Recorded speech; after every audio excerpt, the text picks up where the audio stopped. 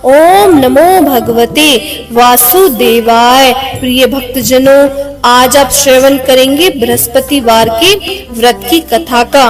इस कथा को बड़े प्रेम भाव से इसका श्रवण कीजिएगा, क्योंकि इस कथा को सुनने से घर में सुख समृद्धि का वास होता है।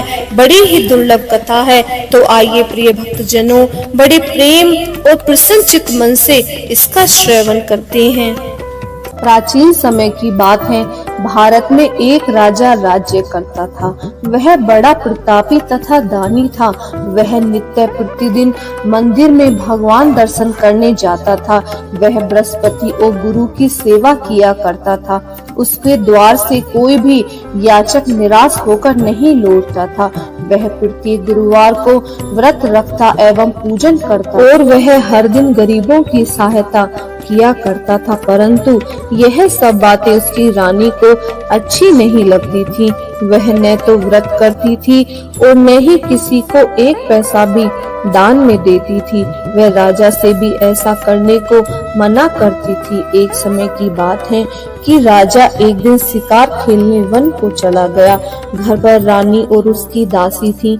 उस समय गुरु बृहस्पति साधु का रूप धारण कर राजा के दरबार पर भिक्षा मांगने आए। साधु ने रानी से भिक्षा मांगी तो वह कहने लगी, हे साधु महाराज, मैं इस दान और पुण्य से तंग आ गई हूँ। इस कार्य के लिए तो मेरे पति ही काफी हैं, वो बहुत दान करते हैं। अब आप ऐसी कृपा करें कि सारा धन नष्ट हो जाए तथा मैं आराम से रह सकूं।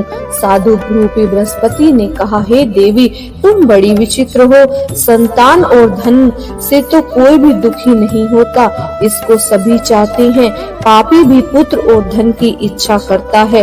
अगर तुम्हारे पास धन अधिक है तो तुम भूखे मनुष्य को भोजन कराओ, प्याऊ लगाओ, ब्राह्मणों को दान दो, धर्मशाला बनवाओ, कुआं, तालाब, बावड़ी, बाग बगीचे आदि का निर्माण कराओ तथा निर्धनों की कन्याओं को उनका विवाह कराओ, साथ ही यज्ञ आदि कराओ। इस प्रकार के कर्मों से आपके कुल का और आपका नाम परलोक में भी सार्थक होगा एवं तुम्हें स्वर्ग की प्राप्ति होगी। परंतु रानी साधु की इन बातों से खुश नहीं हुई। उसने कहा, हे साधु महाराज, मुझे ऐसे धन की आवश्यकता नहीं जिसको मैं अन्य लोगों में दान देती फिरूं तथा जिसको रखने और संभालने में मेरा सारा समय नष्ट हो जाए। साधु ने कहा, हे देवी, यदि तुम्हें ऐसी इच्छा है तो जैसा मैं तुम्हें बताता हूँ तुम वैसा ही करना। बृहस्पतिवार के दिन आंगन को गोबर से लीपना, अपने केसों को पीली मिट्टी से धोना, केसों को धोते समय स्नान करना, राजा से कहना वह हजामत करवाए, भोजन में मांस मदिरा खाना, कपड़े धोबी के यहाँ धुलने देना। इस प्रकार 7 बृहस्पतिवार करने से तुम्हारा सारा धन नष्ट हो जाएगा। यह कहकर साधु महाराज रूपी बृहस्पति देव अंतर ध्यान हो गए। रानी ने साधु के कहने के अनुसार 7 बृहस्पतिवार तक वैसा ही करने का विचार किया। साधु ने बताए हुए अनुसार कार्य करते हुए केवल 3 बृहस्पतिवार ही बीते थे कि उसके समस्त धन नष्ट हो गया। भोजन के लिए दिनों दिन समय परिवार तरसने लगा तथा सांसारिक भोगों से दुखी रहने लगा। तब राजा रानी से कहने लगा कि हे रानी, तुम यहाँ पर रहो, मैं दूसरे देश को जाता हूँ, क्योंकि यहाँ पर मुझे सभी मनुष्य जानते हैं, इसीलिए मैं यहाँ पर कोई काम नहीं कर सकता। मैं अब परदेश जा रहा हूँ, वहाँ कोई काम धंधा करूँगा, शायद हमारे भाग्य बदल जाए। ऐसा कहकर राजा परदेश चला गया। वहाँ जंगल में लकड़ी काटकर लाता और शहर में बेचता। इस तरह से वह अपना जीवन व्यतीत करने लगा। इधर राजा के बिना रानी और दासी दुखी रहने लगी। किसी दिन भोजन मिलता और किसी दिन जल पीकर ही रह जाती। एक समय रानी और दासियां 7 दिन तक भोजन के बिना ही उन्हें दिन बिताने पड़े। तो रानी ने अपनी दासी से कहा, हे दासी, यहाँ पास ही के नगर में मेरी बहन रहती है, वह बड़ी ही धनवान है, तू उसके पास जा और वहां से 5 सेर बेझर मांग कर ले आना, जिससे कुछ समय के लिए हमारा गुजर बसर हो जाएगा। दासी रानी की बहन के पास गई। रानी की बहन उस समय पूजा कर रही थी। बृहस्पतिवार का दिन था। दासी ने रानी की बहन से कहा, हे रानी, मुझे आपकी बहन ने भेजा है, मुझे 5 सेर बेझर दे दो। दासी ने यह बात अनेक बार कही, परंतु रानी की बहन ने कोई उत्तर नहीं दिया, क्योंकि वह उस समय बृहस्पतिवार की कथा सुन रही थी। जब दासी को रानी की बहन से कोई उत्तर नहीं मिला तो वह बहुत दुखी होकर, उसे क्रोध भी आया। वह लौटकर रानी से बोली, हे रानी, आपकी बहन बहुत ही घमंडी है, वह छोटे लोगों से बात भी नहीं करती। मैंने उससे कहा तो उसने तो कोई उत्तर ही नहीं दिया। मैं वापस आपके पास चली आई। रानी बोली, हे दासी, इसमें उसका कोई दोष नहीं है। जब बुरे दिन आते हैं तब कोई सहारा नहीं देता। अच्छे बुरे का पता विपत्ति में ही लगता है। जो ईश्वर की इच्छा होगी वही होगा। यह सब हमारे भाग्य का दोष है। उधर रानी की बहन ने सोचा कि मेरी बहन की दासी आई थी, परंतु मैं उसे बोली ही नहीं, इससे उससे बहुत दुख हुआ होगा।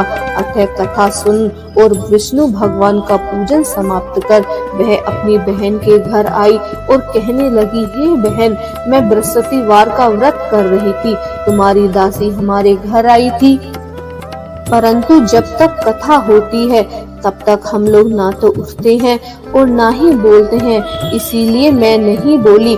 कहो दासी क्यों आई थी? रानी बोली, बहन, हमारे घर अनाज नहीं है, वैसे तुमसे कोई बात छिपी नहीं है, इस कारण मैंने दासी को तुम्हारे पास 5 सेर बेझर लेने के लिए भेजा था। रानी की बहन बोली, बहन देखो, बृहस्पतिवार भगवान सबकी मनोकामना पूर्ण करते हैं, देखो शायद तुम्हारे घर में ही अनाज रखा होगा।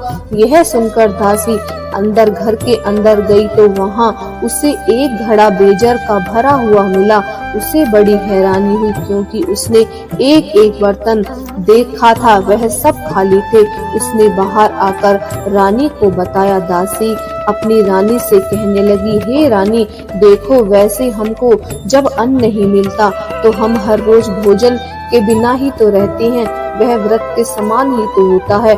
अगर इसमें इस व्रत की विधि और कथा पूछ ली जाए तो उससे हमारा भी क्या पता भला हो जाए। दासी ने कहने लगी। रानी ने अपनी बहन से बृहस्पतिवार व्रत के बारे में पूछा। उसकी बहन ने बताया, हे रानी, बहन, बृहस्पतिवार को सूर्योदय से पूर्ण उठकर स्नान करके बृहस्पतिवार का व्रत रखना चाहिए, लेकिन उस दिन सिर नहीं धोना चाहिए। बृहस्पतिवार के व्रत में चने की दाल और मुनक्के से भगवान विष्णु और केले के वृक्ष की जड़ से पूजन करें तथा दीपक जलावें। उस दिन एक ही समय भोजन करें, भोजन पीले खाक पदार्थ का करें तथा कथा सुने। इस प्रकार करने से गुरु भगवान प्रसन्न होते हैं, अन्न पुत्र धन देते हैं। इस तरह व्रत और पूजन की विधि बताकर रानी की बहन अपने घर लौट गई। रानी और दासी दोनों ने निश्चय किया कि वे बृहस्पतिवार भगवान का पूजन जरूर करेंगी। 7 दिन बाद जब बृहस्पतिवार आया तो उन्होंने व्रत रखा। गुड़शाला में जाकर चना और गुड़ बीन कर लाईं तथा उसी दाल से केले की जड़ में विष्णु भगवान का पूजन किया। अब भोजन कहाँ से आए? दोनों बड़ी दुखी हुई, परंतु उन्होंने व्रत किया था, इस कारण बृहस्पति देव भगवान प्रसन्न थे। वे एक साधारण व्यक्ति के रूप में 2 थाली में पीला भोजन लेकर आए और दासी को देकर बोले, हे दासी, यह भोजन तुम्हारे और रानी के लिए है, तुम दोनों इस भोजन को कर लेना। दासी भोजन पाकर बड़ी प्रसन्न हुई और रानी से बोली, रानी जी, भोजन कर लो। रानी को भोजन आने के बारे में कुछ भी पता नहीं था, इसलिए वह बोली दासी से, तू ही कर ले जा भोजन, क्यों तू हमारी व्यर्थ में हंसी उड़ाती है। दासी बोली, एक व्यक्ति अभी भोजन दे गया है।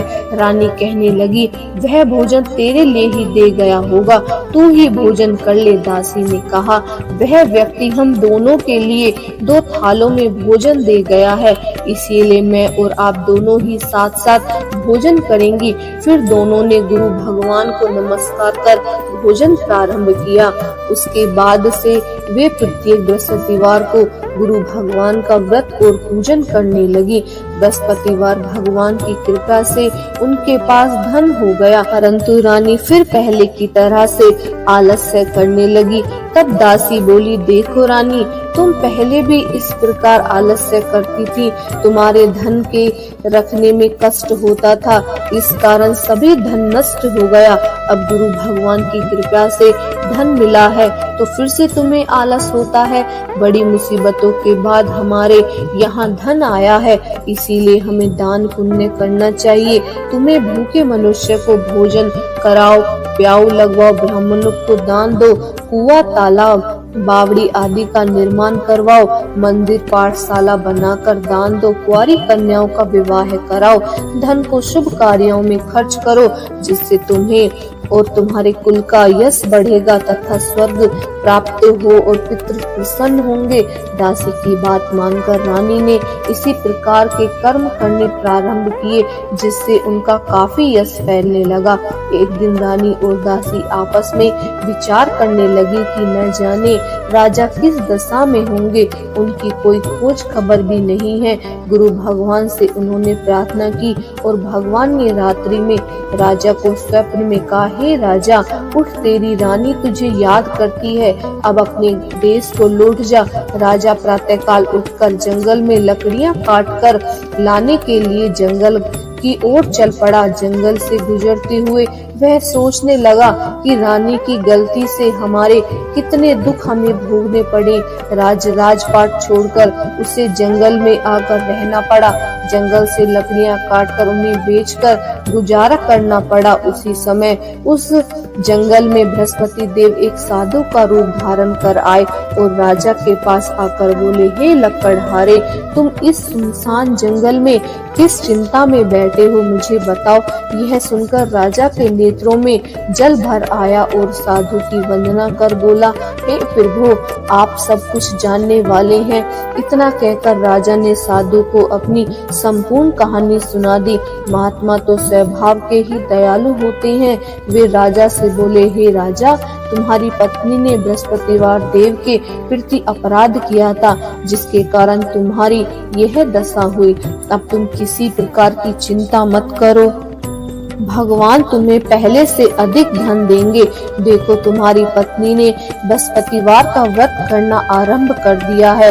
अब तुम भी बृहस्पतिवार का व्रत करके चने की दाल व गुड़ और जल को लोटे में डालकर केले के पत्तों से भगवान विष्णु का पूजन करो। फिर कथा कहो या सुनो, भगवान तुम्हारी सब मनोकामनाओं को पूर्ण करेंगे। साधु को प्रसन्न देखकर राजा बोला, हे प्रभु, मुझे लकड़ी बेचकर इतना पैसा भी नहीं बचता जिससे भोजन करने के उपरांत कुछ बचा सकूं। मैंने रात्रि में अपनी रानी को व्याकुल देखा। हे, मेरे पास कोई धन नहीं, इससे समाचार जान सकूं। फिर मैं बृहस्पतिवार की कौन सी कहानी कहूँ या सुनूं, मुझे तो कुछ भी मालूम नहीं है। साधु ने कहा, हे राजा, तुम किसी बात की चिंता मत करो। बृहस्पतिवार के दिन तुम रोजाना की तरह लकड़ियां लेकर शहर में जाओ। तुम्हें दुगना, रोज के से ज्यादा दुगना धन प्राप्त होगा, जिससे तुम भली भांति भोजन कर लोगे तथा बृहस्पति देव की पूजा का सामान भी आ जाएगा। बृहस्पति देव की कथा इस प्रकार है, आइए सुनते हैं। प्राचीन काल में एक बहुत ही धनवान ब्राह्मण था। उसके कोई संतान नहीं थी। वह नित्य पूजा पाठ करता था, परंतु उसकी पत्नी बहुत मलिन के साथ रहती थी। वह न स्नान करती थी और न ही किसी देवता का पूजन करती थी। प्रातःकाल उठते ही सर्वप्रथम भोजन करती, बाद में कोई अन्य कार्य करती थी। ब्राह्मण देवता बहुत दुखी रहते थे, पत्नी को बहुत समझाते थे, किंतु उसका कोई परिणाम न निकलता। भगवान की अनुकंपा से एक समय उस ब्राह्मण की पत्नी गर्भवती हुई और 10वें महीने में एक सुंदर कन्या को उसने जन्म दिया। निर्धन ब्राह्मण कन्या के जन्म से बहुत दुखी हुआ। धीरे धीरे ब्राह्मण की कन्या बड़ी होने लगी। बचपन से ही उस कन्या की रुचि भगवान विष्णु की पूजा में थी।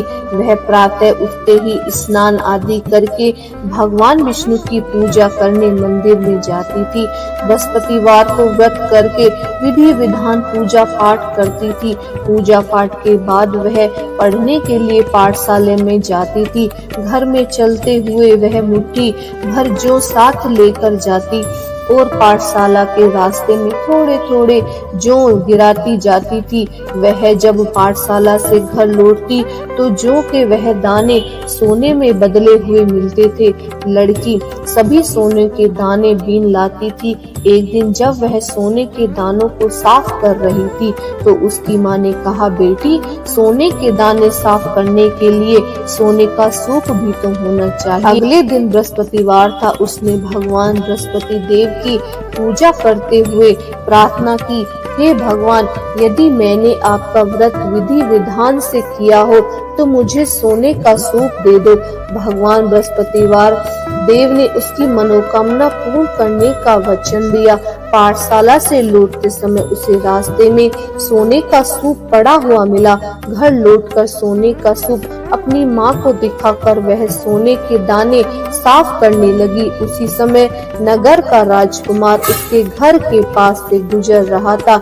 उस सुंदर लड़की को सोने के सूप में जौ साफ करते देख राजकुमार का उस पर मन मोहित हो गया। महल में लौटकर राजकुमार ने राजा से उस लड़की के विवाह करने की इच्छा प्रकट की तो राजा ने ब्राह्मण को महल में बुलाकर राजकुमार से उसकी लड़की के विवाह की बात कही। ब्राह्मण तैयार हो गया। धूमधाम से उस लड़की का विवाह राजकुमार से हो गया। दुल्हन बनकर ब्राह्मण की लड़की महल में चली गई। लड़की के चले जाने से ब्राह्मण फिर निर्धन हो गया। उसे कई कई दिनों तक भोजन नहीं मिलता था। वह बहुत दुखी होकर ब्राह्मण एक दिन अपनी लड़की के पास गया। उस अपने पिता से निर्धनता का समाचार सुनकर उसे बहुत सा धन देकर पिता को उसने विदा किया। उस धन से ब्राह्मण के कुछ दिन तो आराम से गुजर गए, लेकिन जल्दी ही फिर भूखे मरने की हालत हो गई। ब्राह्मण अपनी लड़की से धन लेने के लिए फिर महल में पहुंचा। लड़की ने पिता की बुरी हालत देखकर कहा, पिताजी, आखिर आप कब तक मुझसे धन लेकर अपना जीवन व्यतीत करेंगे? आप कोई ऐसा उपाय क्यों नहीं करते जिससे आपका घर धन धान्य से भर जाए? ब्राह्मण ने कहा, मैंने तेरी माँ को बहुत समझाया पर उसकी समझ में कुछ नहीं आता। उसका फूहड़पना नष्ट हो तो घर की निर्धनता भी दूर हो जाएगी। तब कुछ सोचकर लड़की ने पिता से कहा, पिताजी, आप कुछ दिनों के लिए माँ को मेरे पास छोड़ जाओ। तब कुछ सोचकर ब्राह्मण पत्नी को लड़की के पास महल में छोड़ आया। लड़की ने अपनी माँ से कहा, माँ, तुम प्रातः काल उठकर स्नान आदि करके भगवान बृहस्पति देव की पूजा अवश्य करना। पूजा करने से तुम्हारी निर्धनता अवश्य दूर हो जाएगी। लेकिन उसकी माँ ने उसकी कोई बात नहीं मानी। तब क्रोधित होकर लड़की ने अपनी माँ को एक कक्ष में बंद कर दिया। सूर्योदय के समय माँ को उठाकर जबरदस्ती उसे स्नान कराया और फिर मंदिर में ले जाकर भगवान बृहस्पति देव की पूजा कराई। कुछ दिनों तक ऐसा करने से माँ की बुद्धि में परिवर्तन हुआ और वह स्वयं बृहस्पतिवार का व्रत रखने लगी। उसके व्रत रखने से ब्राह्मण के घर में भगवान विष्णु की अनुकंपा से धन की वर्षा होने लगी। दोनों पति पत्नी धन संपत्ति पाकर आनंदित पूर्वक जीवन व्यापन करते हुए विष्णु धाम को चले गए।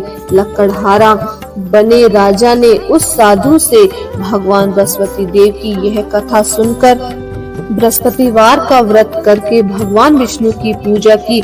उस दिन से उसके सभी कलेश दूर हो गए, लेकिन अगले बृहस्पतिवार को कामकाज से अधिक व्यस्त रहने के कारण उसने भगवान बृहस्पति देव जी का व्रत नहीं किया। भगवान बृहस्पति देव लकड़हारे से क्रोधित हो गए और उसे भूल की सजा दी। उस दिन नगर के राजा ने नगर में घोषणा करके सबको सूचित किया, प्रत्येक नागरिक मेरे महल में भोजन करने आए, जो नहीं आएगा उसे अपराध मानकर भारी दंड दिया जाएगा। लकड़हारा बने राजा ने उस नगर के राजा की घोषणा तो सुनी, लेकिन जंगल से लकड़ी काट कर लाने और उन्हें बेचने में देर हो जाने के कारण वह समय पर महल में भोजन करने नहीं जा सका। अतः राजा के सैनिक लकड़हारे को पकड़कर महल में ले आए। राजा ने उसे महल में एक कक्ष में बैठाकर भोजन कराया। उस कक्ष में एक खूंटी पर रानी का सोने का हार लटका हुआ था। लकड़हारा अकेला उस कक्ष में भोजन कर रहा था। तभी उसने एक आश्चर्यजनक घटना घटती हुई देखी। देखते ही देखते वह खूंटी हार को निगल गई। थोड़ी देर के बाद राजा ने हार को गायब देखा तो लकड़हारे को कारावास में डलवा दिया। लकड़हारा मन ही मन अपने भाग्य को कोसने लगा। तभी उसे जंगल में मिले साधु का स्मरण हो आया। थोड़ी देर में भगवान बृहस्पति देव सन्यासी के रूप में उसके सामने प्रकट हुए और कहा, हे लकड़हारे, तूने भगवान बृहस्पति देव की पूजा नहीं की, इसी कारण तुम्हें कष्ट हुआ है, लेकिन अब तुम चिंता मत करो। बृहस्पतिवार के दिन कारागार के दरवाजे पर तुम्हें कुछ पैसे पड़े मिलेंगे। उन पैसों से भगवान बृहस्पति देव का व्रत करके उनकी पूजा करोगे तो तुम्हारे सब दुख नष्ट हो जाएंगे। बृहस्पतिवार के दिन दरवाजे पर पड़े मिले पैसों से चने और गुड़ मंगवाकर लकड़हारे ने बृहस्पतिवार की कथा कही और तो भगवान बृहस्पति देव ने प्रसन्न होकर उस नगर के राजा को स्वप्न में लकड़हारे को कारागार से मुक्त करने को कहा। सुबह राजा ने अपने कक्ष में आकर देखा तो खूंटी पर रानी का हार टंगा हुआ था। राजा ने लकड़हारे को मुक्त कर दिया और उसे धन और आभूषण देकर विदा किया। लकड़हारा बना राजा उस नगर में चलकर अपने नगर में पहुंचा तो उस नगर में कुएं, धर्मशाला, बाग बगीचे देखकर बहुत प्रसन्न हुआ। राजा ने किसी से पूछा, ये कुएं, धर्मशालाएं किसने बनवाई हैं? सबने उसे बताया कि ये सब रानी और उसकी दासी ने बनवाए हैं। राजा महल में पहुंचा तो रानी से उसका भव्य स्वागत किया। तब राजा ने निश्चय किया कि सप्ताह में एक बार तो सभी बृहस्पति देव का व्रत तथा पूजन करते हैं। मैं दिन में 3 बार बृहस्पतिवार की कथा कहूँगा। कुछ दिनों के बाद राजा को अपनी बहन की याद आई। एक दिन घोड़े पर सवार होकर राजा अपनी बहन से मिलने चल दिया। अभी राजा नगर के बाहर पहुंचा ही था कि उसने कुछ लोगों को एक शव को ले जाते देखा। राजा को स्मरण हो आया कि आज उसने किसी को बृहस्पतिवार की व्रत कथा नहीं सुनाई है। राजा ने उन लोगों को रोककर कहा, भाइयों, आप सबको ले जाने से पहले मुझसे बृहस्पतिवार की कथा सुन लो।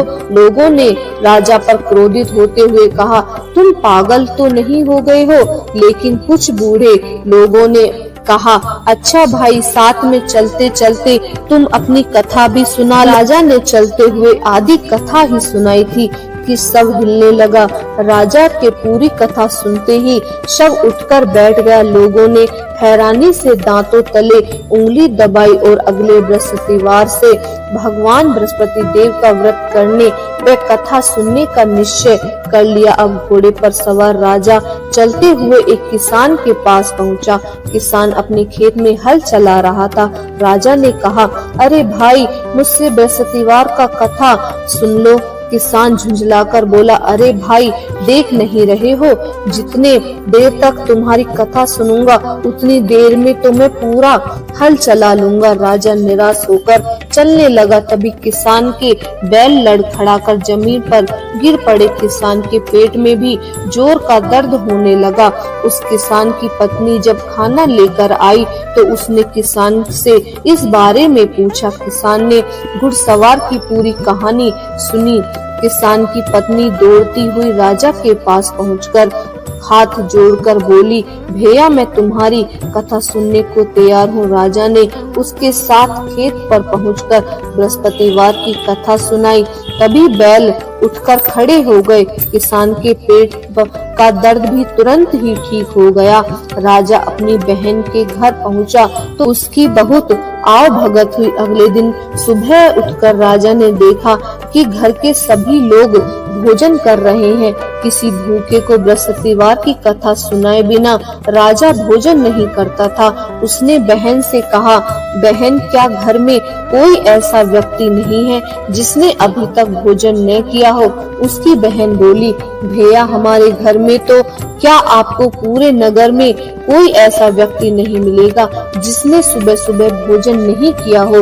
राजा अपनी बहन के घर के बाहर निकलकर उस नगर में बिना भोजन के व्यक्ति की तलाश करने लगा।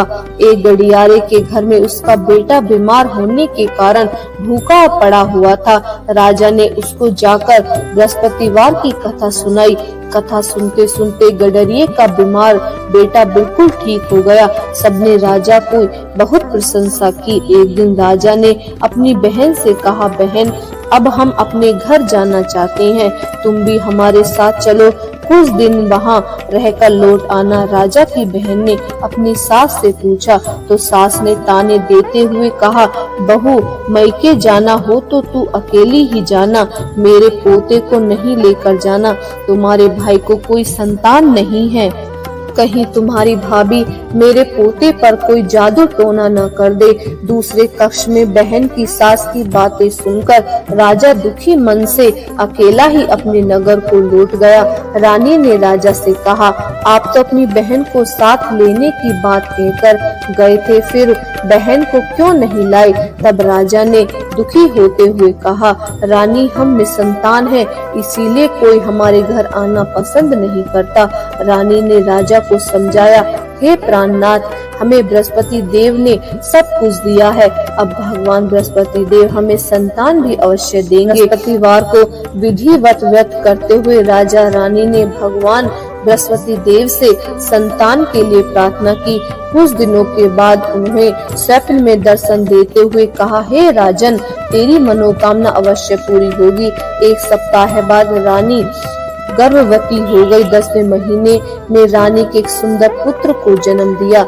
राजा रानी जीवन पर्याप्त बृहस्पतिवार का व्रत करते रहे। उसके घर में धन की वर्षा होती रही। इस तरह आनंद पूर्वक जीवन यापन करते हुए राजा रानी भगवान बृहस्पति देव की अनुकंपा से मोक्ष को प्राप्त करके सीधे वैकुंठ धाम पहुँच गए। बृहस्पतिवार का व्रत जो भी विधि विधान से करता है, जो स्त्री पुरुष भगवान विष्णु की पूजा करते हैं, भगवान उनकी समस्त मनोकामनाएं पूर्ण करते हैं। बोलिए विष्णु भगवान की जय। आइए अब सुनते हैं भगवान विष्णु की आरती।